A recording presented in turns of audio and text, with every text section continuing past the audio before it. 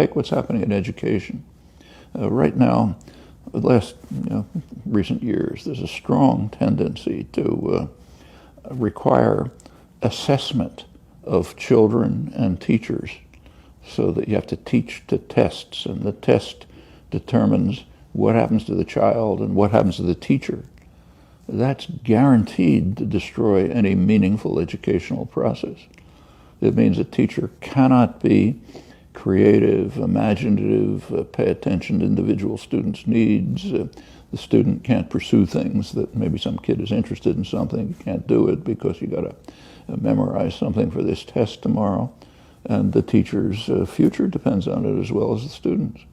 These are all ways of, the people who are sitting in the offices, the bureaucrats, and designing this, like you say, they're not evil people, but they're working within a system of ideology and doctrines which turns what they're doing into something extremely harmful.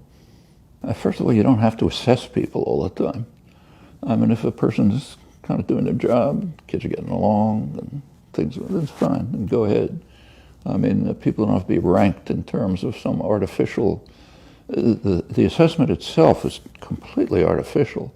It's not ranking teachers in accordance with their ability to help develop children who'll reach their potential, explore their creative interests, and so on. Those things you're not testing. So you're giving some kind of a rank, but it's a rank that's mostly meaningless. And the very ranking itself is harmful. It's turning us into individuals who devote our lives to achieving a rank, not into doing things that are valuable and important. It's highly destructive at the lower.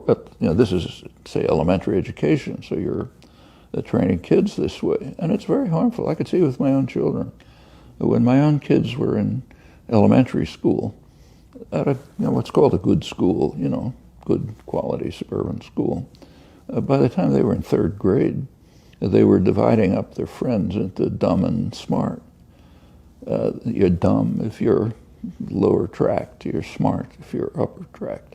I mean, think what that does to the children. Doesn't matter where they're tracked. The children who take it seriously, like we could kind of help them not take it seriously. But if you're caught up in that, it's just extremely harmful. And it has nothing to do with education.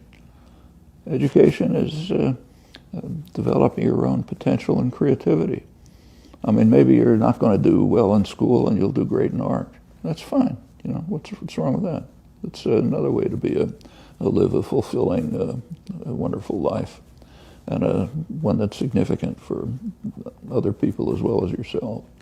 But so the whole idea is first of all wrong in itself, and it's harming. It's creating it's kind of a system of creating something that's called economic man. There's a concept of economic man, which is economics literature and so on. And an economic man is somebody who rationally calculates how to improve his own status, and status means basically wealth. So you rationally calculate what kinds of choices you should make to increase your wealth, and you don't pay any attention to anything else, or maybe maximize the number of goods you have, because that's what you can measure. Those are things you can measure. So and if you do that properly, you're kind of a rational person making informed judgments. You can improve what's called your human capital, what you can sell on the market. What kind of a human being is that? I mean, is that the kind of human being you want to create? And all of these mechanisms that you're describing, like testing, assessing, evaluating, measuring, they force people to develop those characteristics. The ones who don't do it are considered maybe behavior problems or some other deviance. Maybe something goes wrong, and then they drop out and maybe try to survive on drugs or something. Or if it's in Mexico, they become what are called illegal immigrants because you've driven them off the land. These things have these ideas and concepts have consequences. And it's not just that they're ideas, there are huge industries devoted to trying to instill them. The public relations industry, advertising and marketing and so on. It's a huge industry. It's maybe a sixth of gross domestic product.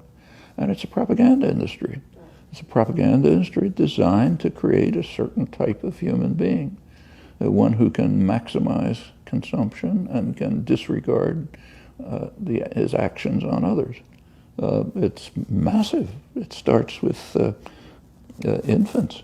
You know, in fact, I remember a study recently which made some publicity about the advertisers realized that there's a segment of the population that they're not reaching.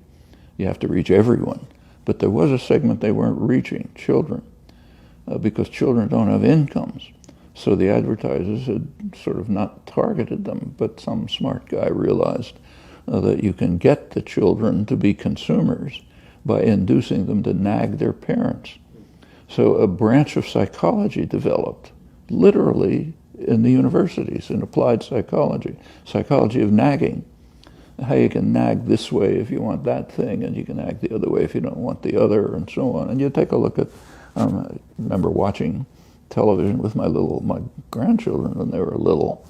They're deluged with propaganda that tells them you've got to have this, $400 mechanical something or other. So get your parents to do it.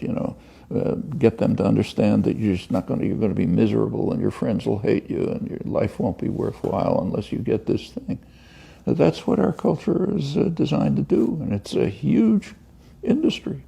Actually, in the early days, back in the 1920s, it was called propaganda.